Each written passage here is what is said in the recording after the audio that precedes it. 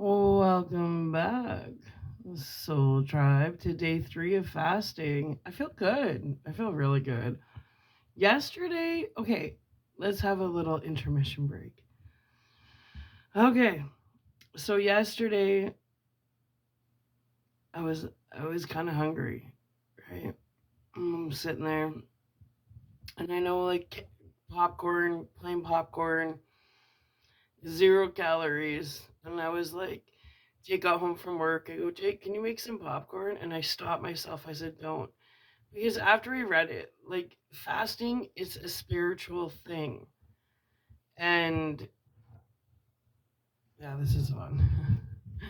and to even have popcorn is cheating myself, and it's about discipline, and it's about sacrifice for the greater good. And I have a goal, and I'm fasting for a purpose. So um I had said to Jake, don't make popcorn. And I was okay. I survived. I slept through the night. So, I think I'm proud of myself because with it, everything for 3 days, cigarettes, coffee, food, except for my gum. But anyway, so we're gonna step back a little bit from that book just because today I'm incorporating yerba mate, and if you're gonna follow my experience on this fast, you're gonna have mood. Like, I do not apologize for the last video I put out. I don't. Um, I used to sugarcoat things. I used to make myself more palatable, and all it did was get people shitting on me, calling me a jelly spine, and attacking me. So I'm not here to make it more pleasant for people. This is when I say it how it is, and if you do not like it, nobody is telling you you have to spend time on my channel. If you don't like it, you're here of your own free will. Nobody is making you watch my videos. If you're offended, if you disagree with what I have to say, click off. But I am no longer apologizing for my truth and for my downloads and for being authentically myself. If you don't like it, there's a lot of fake people out there you can follow, and they'll make you feel really good about yourself. I'm not one of them. I say it how it is. And the right people will appreciate that about me, because at least if I compliment somebody, if I'm proud of somebody, it's from the heart. I do not ask this. I never have ulterior motives. My intentions are good. I do my YouTube because I find it very therapeutic, and I know the right people will gravitate towards my channel, and I know there's something here for the right people. Anyway, so the last technically I'd be on day 4, but the first day I cheated and had popcorn, so I made myself reset. Yeah, discipline, right? Well, anyway, today we're introducing yerba mate, because basically I'm gonna do water. So I drank 1.5 liters of water already, and now I'm getting on the yerba mate. Yerba mate dehydrates you, like it's dehydrating. But that's what it looks like. It doesn't look the hottest, and it tastes like earth. But I am so intrigued to see what it will be like to do a 12-day fast on yerba mate. Because, well, I'm on day 3, but my goal is to do a 12-day fast. So we'll see. It's a goal, right? So that means I have 11 more days to go. And today I'm introducing yerba. So I'm going to actually have a sip of my yerba. And I don't have water in here either, so I'm probably going to get dehydrated through this video. Oh well. Anyway, I got gum. So Jacob likes it cold. I like room temperature everything. Jake really likes yerba. And you know what? They're like, oh, you can put honey in it, this and that. And I'm someone that used to really like my sweets, and I like no plain.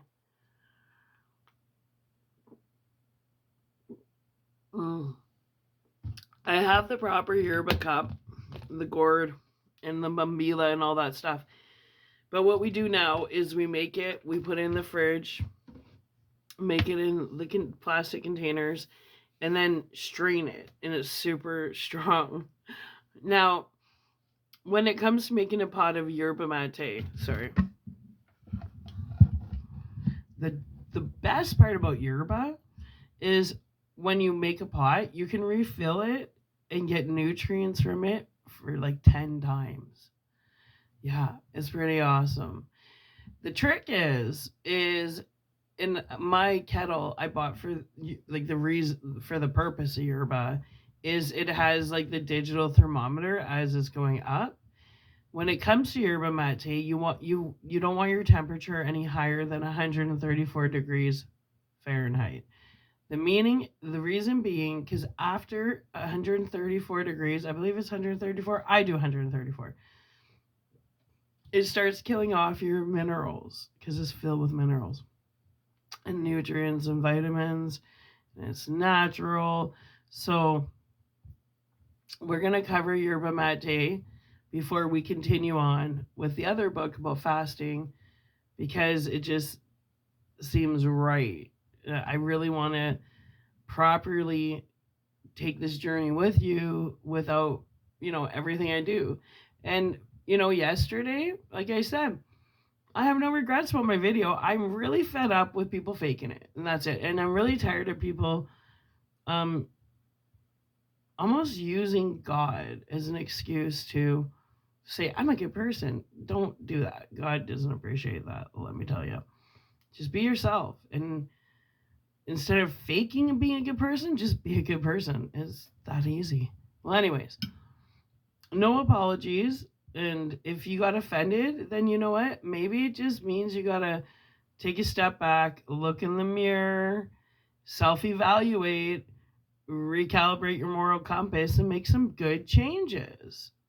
You can look at me like the enemy, but what I'm putting out here is constructive criticism. Sometimes somebody has to put a stop sign up in front of you and say, hey, buddy, you're walking off a fucking cliff here. And unfortunately, it's usually me that has to be that person. Oh well, I'll assume the position. And then I heard the Stooges. No, no, no, no, no, no, no, no, no, no, no, no, no.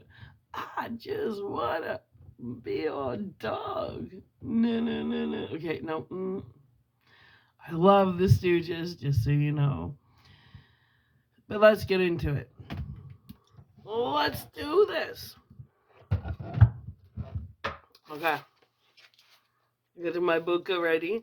I covered this before, but all my videos got deleted. So let's just redo all. I have all.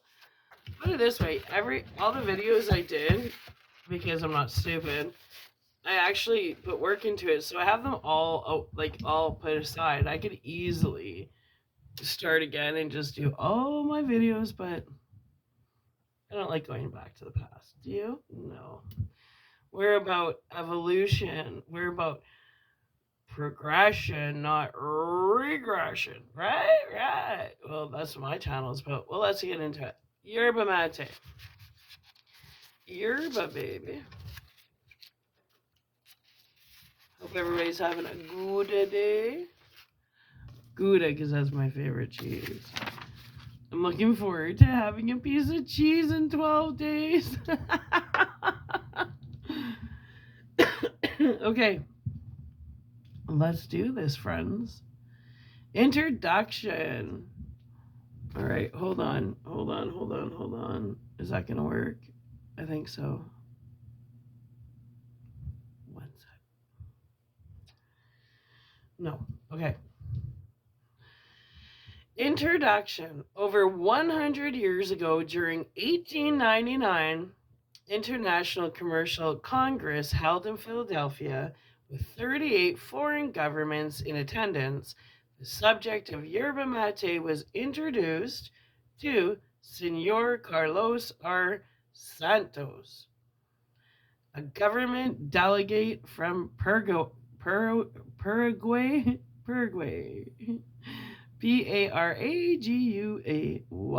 Wow. Yerba mate, Paraguayan tea, and I'm gonna spell this next one out. Is in brackets. ILEX space PARAGUARIENSIS. Wow. Was made from the leaves of a shrub which are pulverized or simply cured as other tea affords a drink known by the name yerba mate all through South America, where the people drinking in numbers are 20 million. That's their coffee. Mm. Mate is recommended for its hygienic, nutritious, and invigorating properties. It's like Jake calls it a healthy Red Bull. Like he gets just wee wired, and it's kind of funny. And it's all natural, and you don't. There's no come down. There's no crash. Yeah. Well, anyway, let's go. Um, is an invigorate or mate is recommended it for its hygienic, nutritious, and invigorating properties by scientific journals and notabilities, and that its general use in the United States depends solely upon its becoming more widely known is a fact beyond a doubt. It was Santos's last sentence, his prediction of yerba mate, beyond doubt, becoming a success in the United States that has given me the impetus to pick up where he left off and reignite interest in mate. In my home country, where it has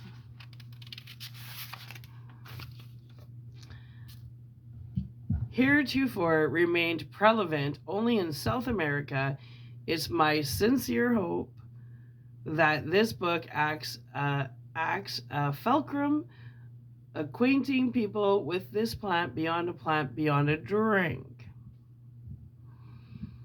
Over a century later, Santos' prediction has yet to be realized, with the early efforts of the first known mate company in the United States, the Yerba Mate Tea Company, at the turn of the 20th century to the most recent effects of Guayaki, Guayaki, a leading U.S. mate company. At the turn of the 21st century, yerba mate still remains relatively unknown.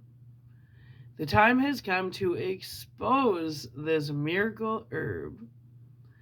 My mate story begins with a trip to Argentina, finally taking the leap to learn Spanish. Oh, an itchy nose.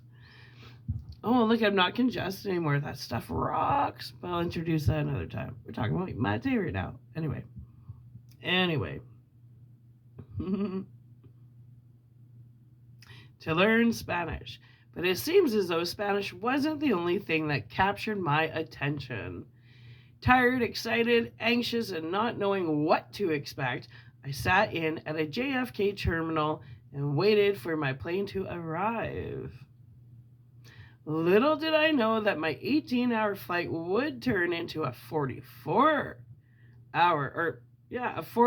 excursion through Mexico, Chile, then finally to my destination of Buenos Aires, Argentina. Well, something about Buenos Aires, just the name alone, resonated with me. It translates as good air, the modern city with affectionately called the Paris of South America, enticing. A new language, new experiences, new faces.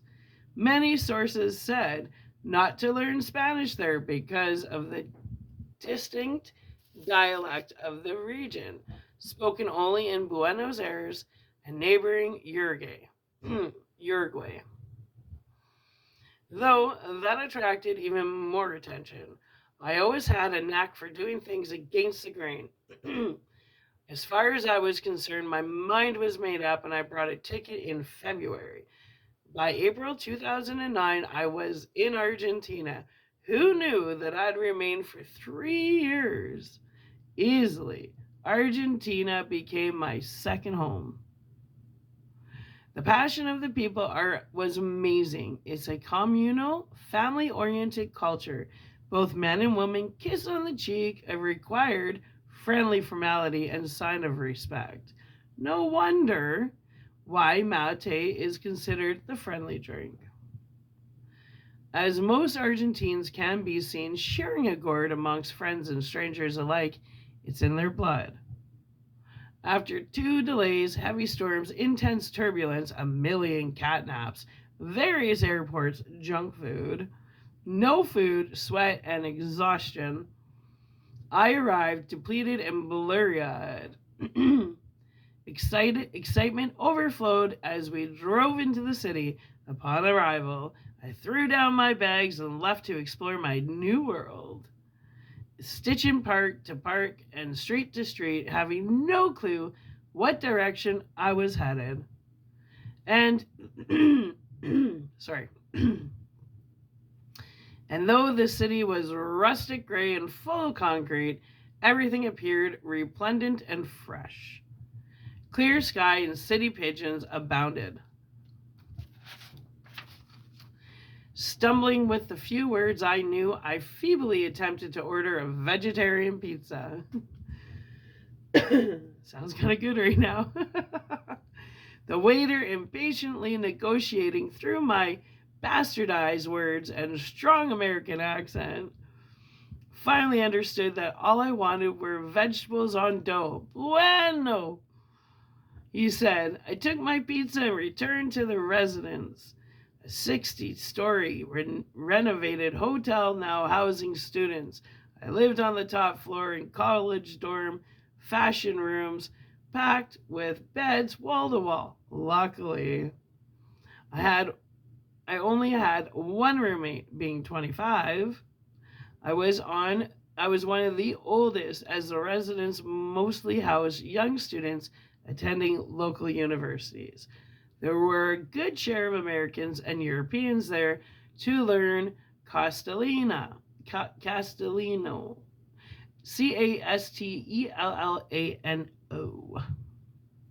as well. Some having graduated, others on school break, and some just wanting to get away from their small towns and expand their horizons. Seated in the kitchen, I offered the locals a slice. They weren't too interested in cheeseless pizza, and after a few bites, neither was I. They looked at me like a novelty, not being accustomed to a well-dressed brown person from the USA. When I told them I was from New York, they quickly opened. Later, while in the common room, trying to be friendly and spark conversation, I noticed a few young girls forming a circle on the floor. One walked in with a spoon in a tub of what appeared to be a blob of caramel, later finding out that it was the traditional dulce de leche. That's caramelized condensed milk. You make it in a pressure cooker. I've made it before. It's pretty good. Anyway, it's a mixture of milk, chocolate, and sugar, heated and whipped into a syrup consistency. Mm-hmm. Hola, hello. They saluted me. Do you want to come and join us? Sure, what are you girls doing? I asked. Do you know mate? They asked. Mate? What's that? I responded with curiosity. It's a drink we share. It's good. Ooh, okay, sure. And what's that in the bucket? This is dulce de leche. It's good. Here, eat some. While practically shoving the spoon down my mouth. Not bad. Very good. Thanking them. Here, you drink now. And so began my journey with mate. Mine wasn't as exciting as that. But I had my own journey. It's kind of weird. Definitely, one day, maybe at the end of the book, I'll tell you how mate came into my life. Well, anyway. I clasped the gourd with both hands and sheepishly sipped from the weird metal straw.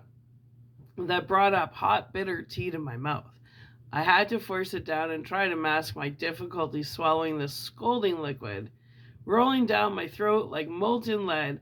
I was a mate virgin no more. So it looks like they didn't follow the rule. They overboiled their water. Interesting. Well, anyway. Do you like mate? Asked another. Yeah, yeah, I do. Very good. Muy bueno. Ah, you speak Castellano. Muy buen. They responded with cheer and wide smiles. No, I'm actually here to learn. I know a few words, but almost nothing. I responded. It's easy. You learn fast. I'll help you. We all spent the next few hours eating snacks, sipping mate, and getting to know one another in Argentine fashion of good conversation, laughs, and openness. They were all so kind, patiently argumenting words to my measly vocabulary. Outstandingly warm people. I thought to myself, wow, what a nice little experience I'm having. It's only the first day, and I'm here sitting with people who were strangers only minutes ago, now sharing one straw to slurp a strange tea concoction in harmony and sympathy with another. I'm not sure if such an event could have taken place in New York. I guess that's just how things work out. Why was it that I decided on Argentina instead of Mexico? What urge nudged me to South America? What was the inkling towards alternative health in 2004 as I started to study green tea, now mate? Who were those people on the streets of Manhattan who continued to ask for directions in Spanish, sparking my desire to learn the language? Who is that? Who's that girl? Anyway, who is that girl that I met my first week in Argentina and had passionately, ooh, should I continue? Passionately convinced me to stick around when my classes were completed 3 months later? What factors were behind becoming strongly steeped in the culture, language, food, and idiosyncrasies of the foreign land? Why did I decide to buy Gordon Bombilla? Why did JC give me that first bag of Yerba? Why did I make the first YouTube video explaining what mate meant to me back in April of 2010 while visiting New York? Where did these forces arise from? I don't know. But I'm here now. And mate is by my side. Our paths have met, mate's in mine. And the work we have to do together, having kindled long before we met, I feel has only just begun. Sound dramatic? Perhaps there is a little drama at play. That's the thing about mate. It's the most animated drink I've ever encountered. It's alive. It's something that seeps through the cord and wafts out. Something that isn't liquid or steam or herb. Alien substance. Is it from Earth? I like to think of it as magic. The indigenous people refer to mate as the drink of the gods, and has been said to have been handed down by the god of friendship. They prayed to their mate god, Yara, CAA space YARA, for their beloved plant to always grow. I've always thought of a myth as a way to tell a truth in something made up, a way to weave lessons into a story once imagined by wise elders sitting around a fire faithfully extolling guidance on the young. Perhaps this is how long ago friendship was infused into each leaf of Ilex. I'm going to spell this out. ILEX space PARAGYARIENSIS what we now call yerba mate. Well, maybe it was the tears of the United States that, after years apart, found one another while standing around a mate shrub deep in the forests of Paraguay. And it was then that the mate plant, seeing this beautiful display of affection, connection, and love, cried its own tears and watered itself that evening, instructing each of us its cells to forever forge friendships between whatsoever's drink its leaves, between who's ever drunk its leaves, who's ever drunk its leaves. Okay, mate in its essence is more than just a plant or a drink or a herb, but a lifestyle. A symbol that represents unity among everyone that sits to drink and speak whatever comes to mind. It sounds like my kind of circle. I don't really have a filter. I try. Maybe not so much yesterday, but I try. Anyway, the right people appreciate my bluntness, I promise you. Okay? Mate, in its essence, is more than just a plant or a drink or a herb, but a lifestyle, a symbol that represents unity amongst everyone that sits to drink and speak whatever comes to mind. What Argentines, Uruguayans, Paraguayans, and Brazilians have been doing for centuries, passed on from generation to generation, is something, now more than ever, we North Americans can use. A binder to bandage the mind-frying hustle and bustle of a Starbucks paced in and out 1-2-3 coffee meeting society. I think the Pacific Northwest of the United States has something going with their quaint local coffee and tea shops catering to their fellow community members in an unpretentious, homely way.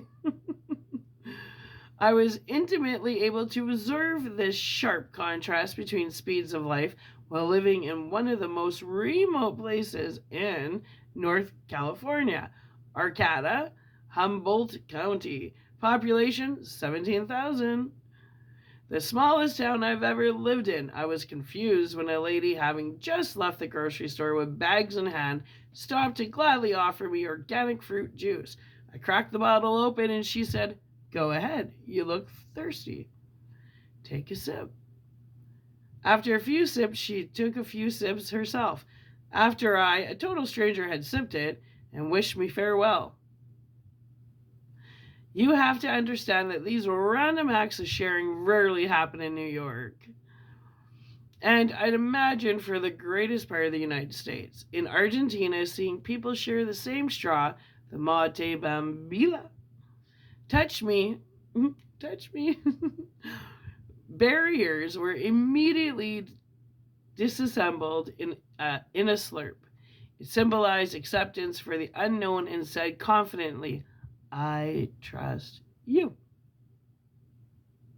Well, perhaps mate or the fundamental traditions of it aren't so foreign to us as we may think.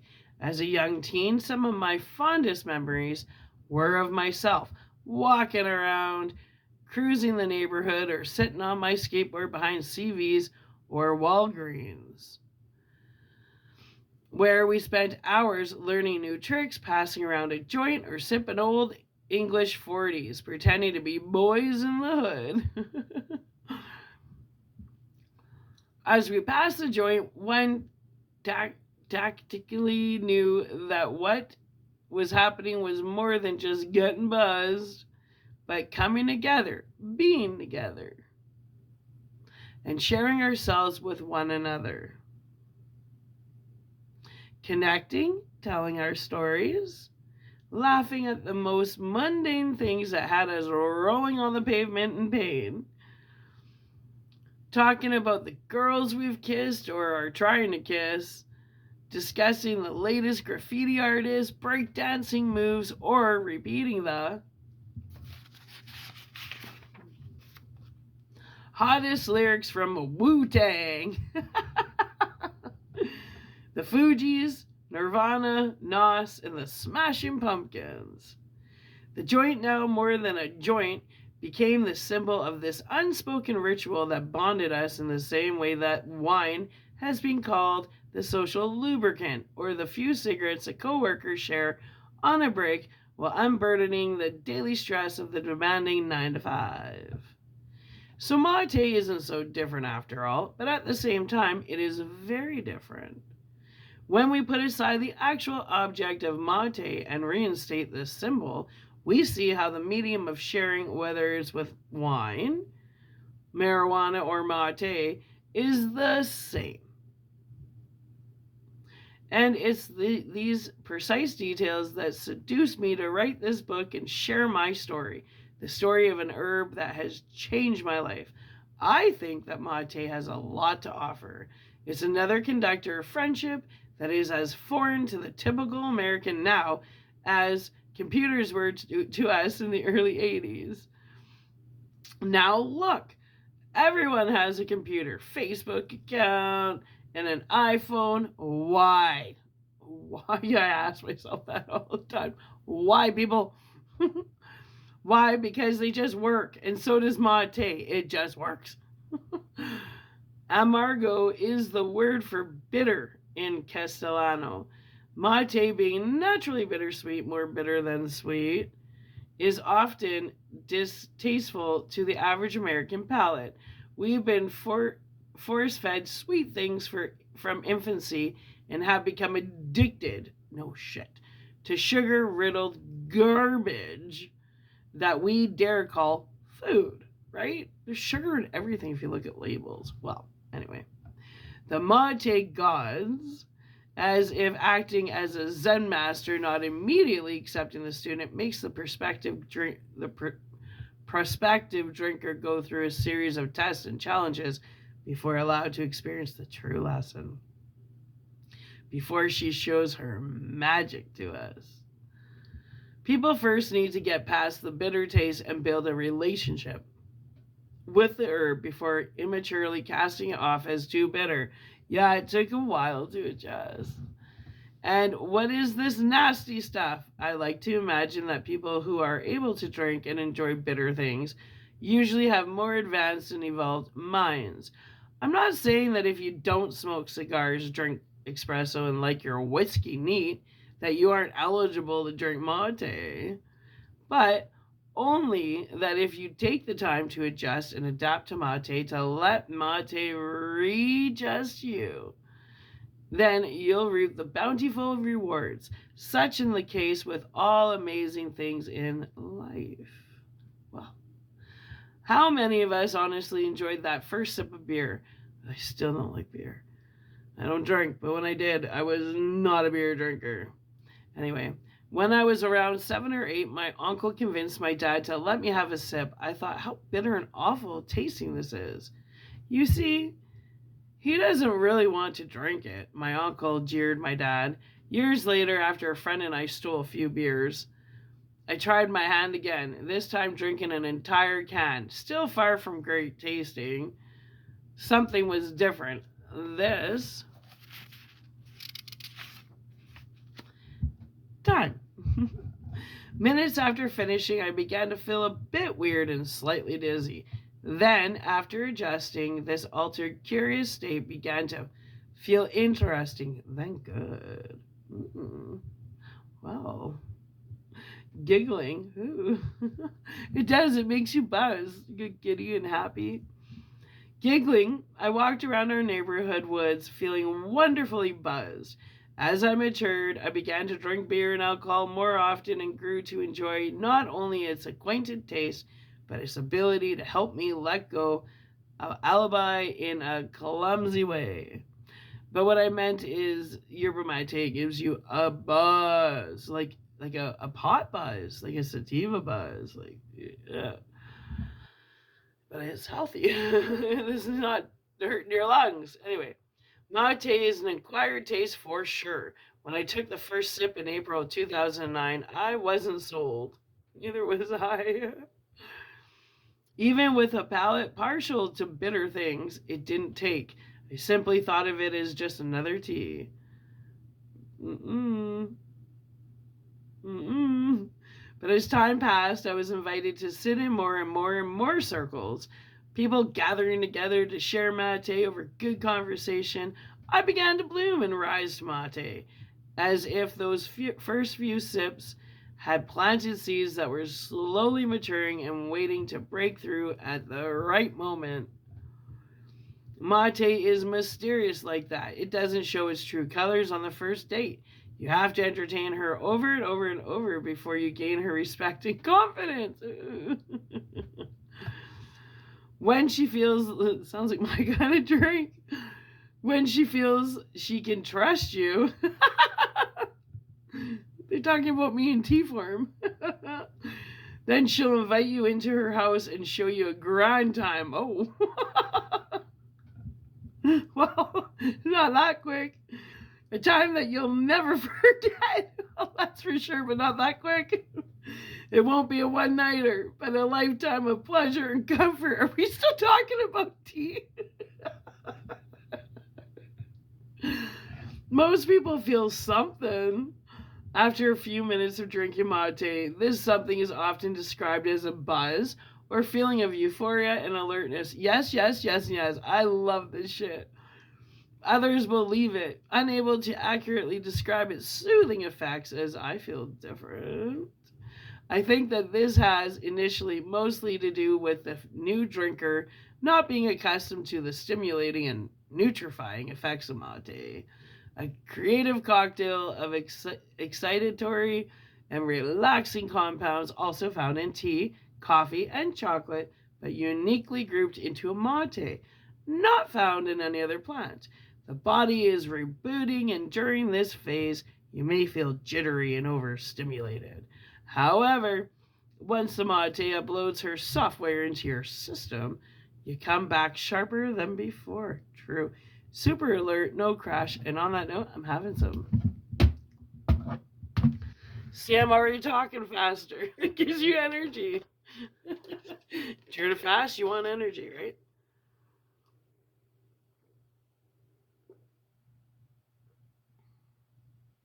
It's like drinking grass. I've had worse. Okay. Theobrine, found in chocolate, caffeine, found in coffee, and theophylline,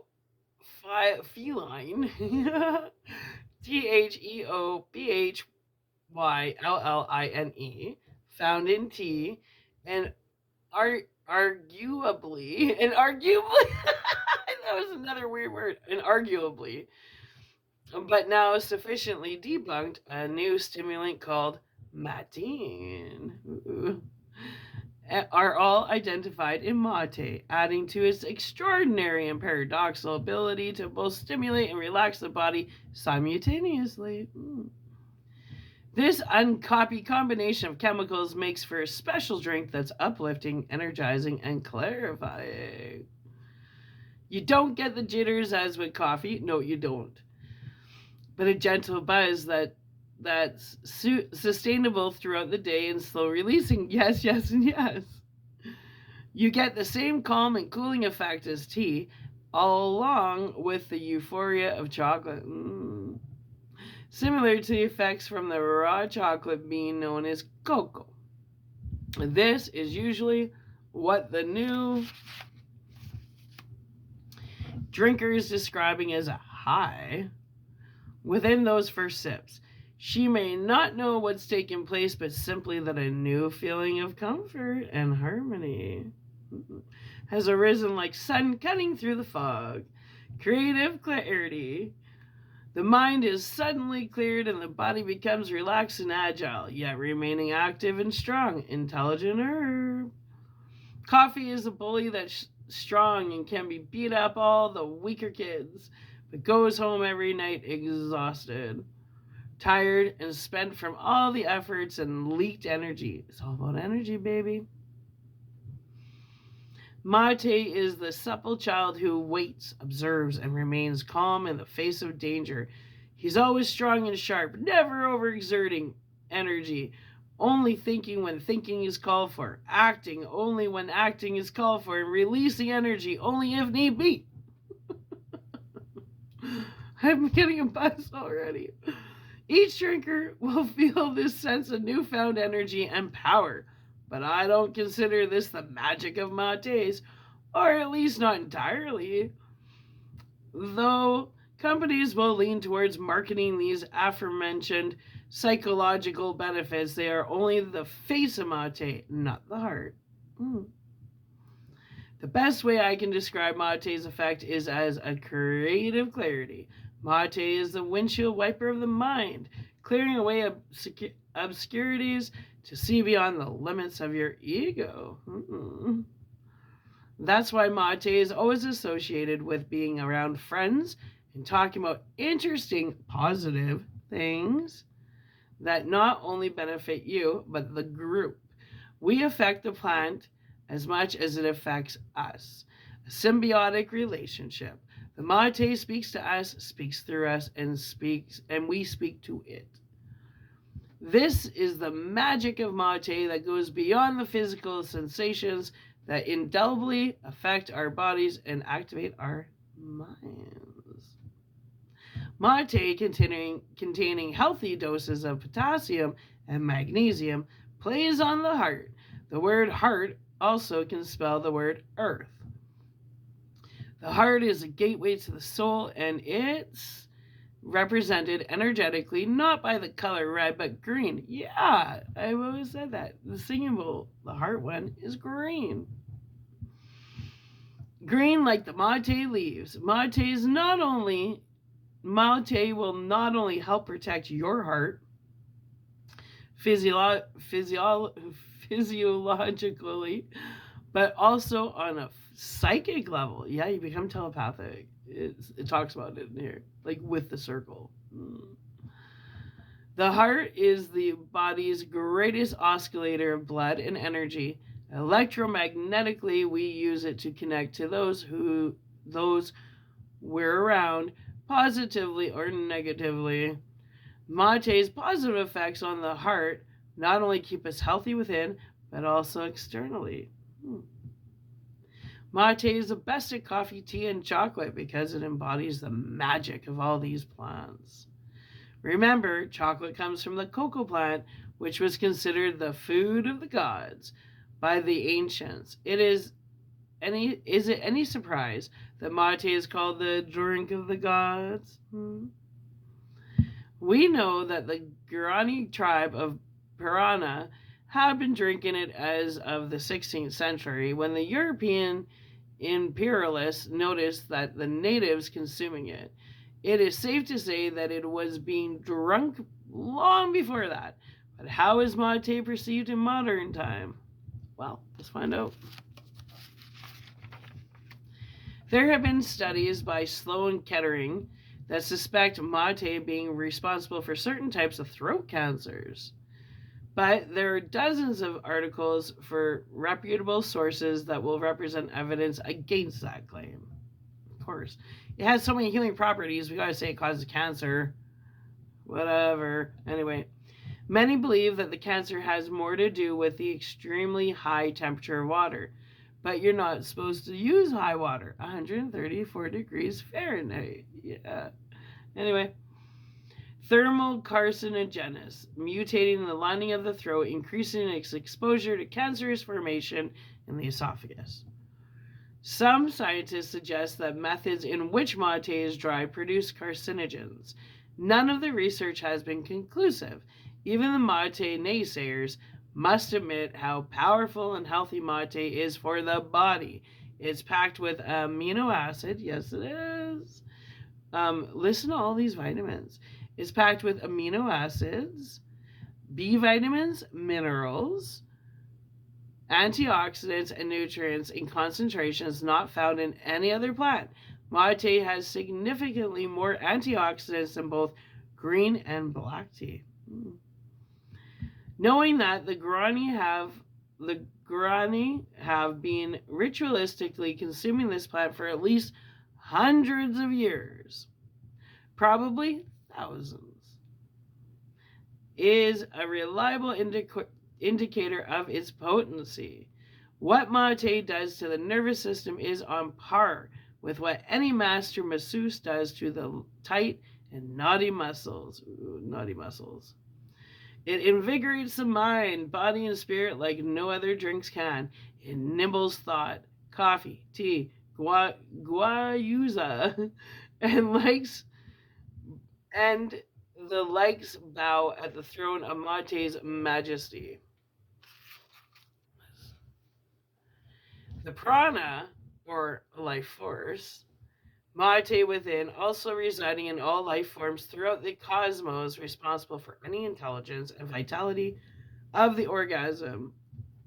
Sorry.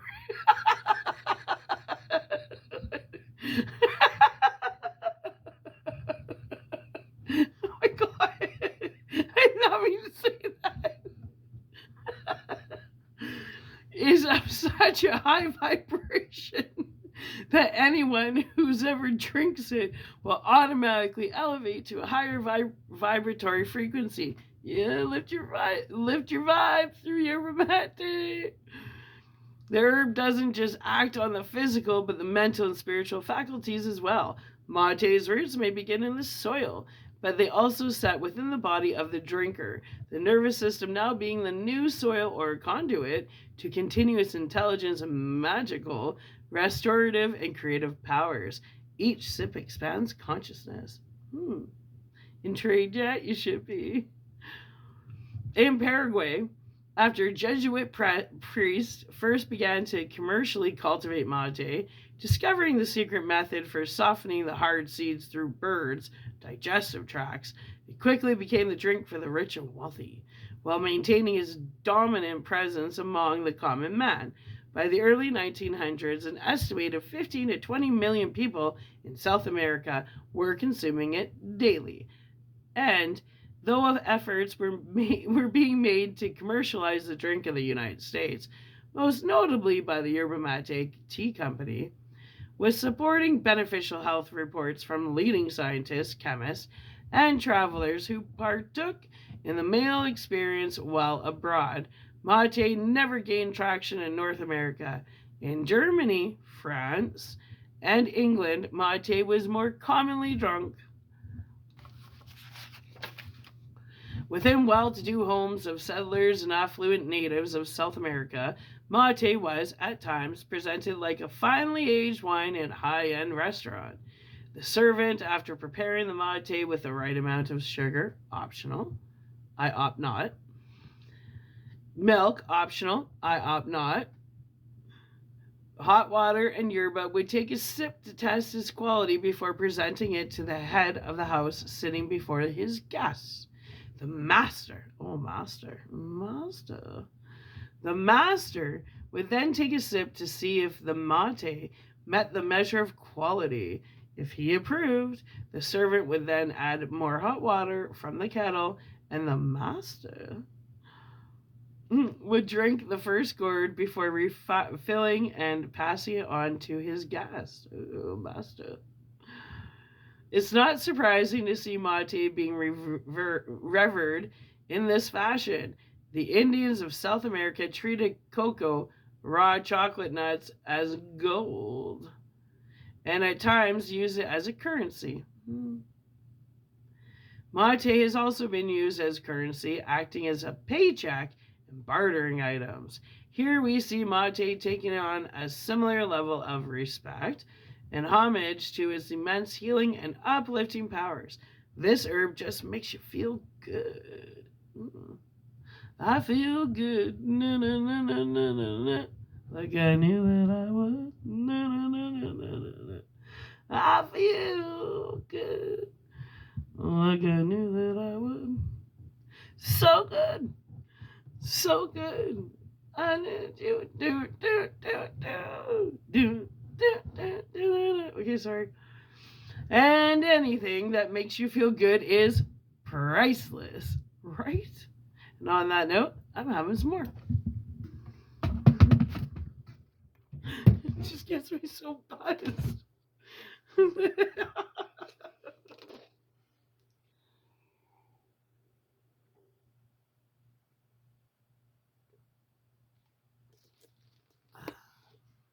Love this stuff.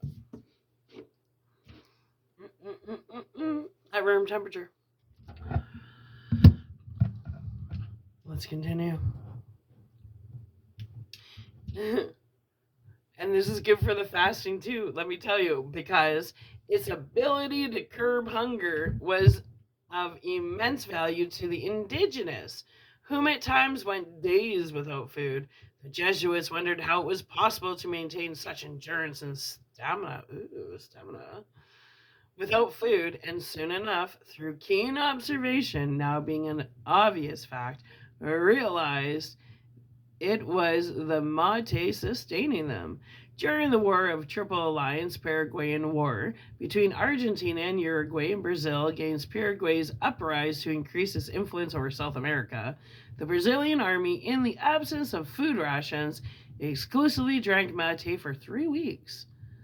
And they stayed alive. The gaucho cowboys of the time would carry a sack of mate to prepare during breaks between long rides. Westerners who fortunately partook in these rituals had the unique vantage point of experiencing the power of mate firsthand, and as they also drank from the same gourds with the locals. These men were later responsible for helping to bring mate north. Hiccup.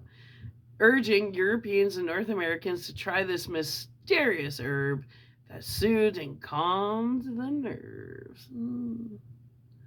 Seeing how infrequent and rare alcoholism was in South America, see, they drink mate, but alcoholism is very rare. So if you're having a drinking problem, maybe try and, substitute with yerba mate. It's cheaper. Anyway, where were we? Okay, seeing how infrequent and rare alcoholism was in South America, mate was deemed a powerful temperance drink for the United States. Cheers, but does not inebriate, was one each such slogan presenting the what some refer to as a high and no impaired driving charges. Right? Anyway, uplifting quality of mate without any negative side effects of aggression, loss of memory, or blacking out, which go hand in hand with alcohol consumption, not to mention those 3-day hangovers. Anyway, Reverend Dr. J.A. Zaham, Z-A-H-M, C.Sc. Ph.D., having no financial interest in mate while experiencing it in South America, as not only a reverend but esteemed doctor, wrote the following. In his paper Through South America's Southland, this kind of mate is put up in small tin cans, and I am greatly surprised that it has not yet been introduced into the United States. I am convinced it would, as soon as known, become immensely popular. It is always ready for use and easily served. Besides this, it has all the virtues of tea and coffee and none of their deleterious qualities. It is the most invigorating beverage imaginable and leaves no disagreeable after effects. For use in hospitals, it is invaluable. As a temperance drink, it is non-peril. It has preserved a large part of South America from the debasing evils of alcoholism. That's really cool. I like that. And I can conceive of no more powerful aid to the cause of temperance in our country than the popularizing of a beverage that has proved so efficacious among millions of people in our sister continents.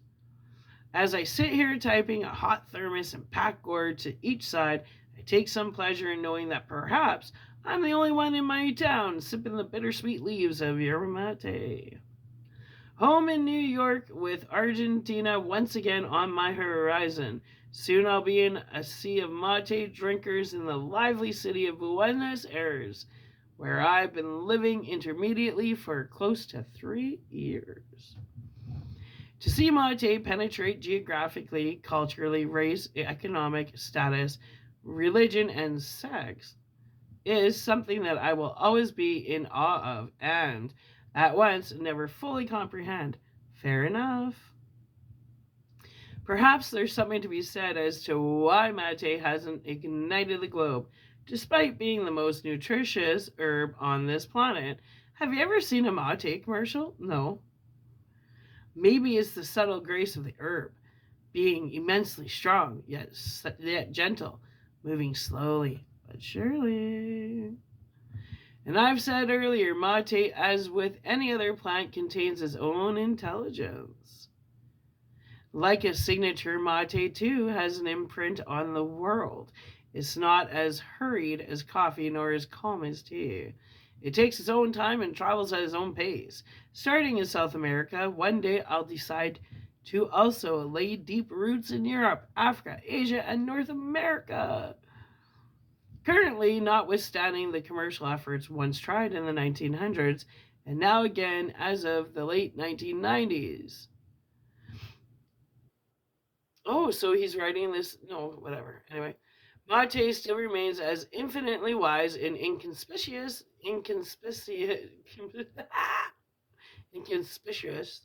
as the Theos monk. We know that he lives in seclusion down yonder on the hillside, but we never see his face. We feel his eminence, but we will not see him in the market. Saludos, Saludos, Dave Mate. That was written on December of 2011 in Long Island, New York. Well, let's continue. Okay, so we're going to upload this and then we're going to come back to chapter 1. What is metology? Mateology. Stay tuned. This is awesome. And I'm just going to get more and more buzzed. I can feel it coming in the air tonight.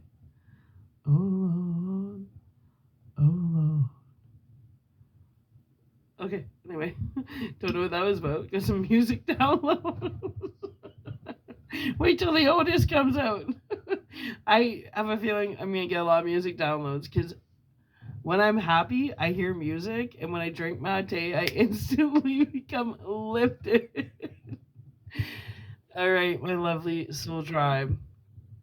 I urge you, stay tuned. Stay tuned. And we're just going to get through this. It's not a long book, but it's important.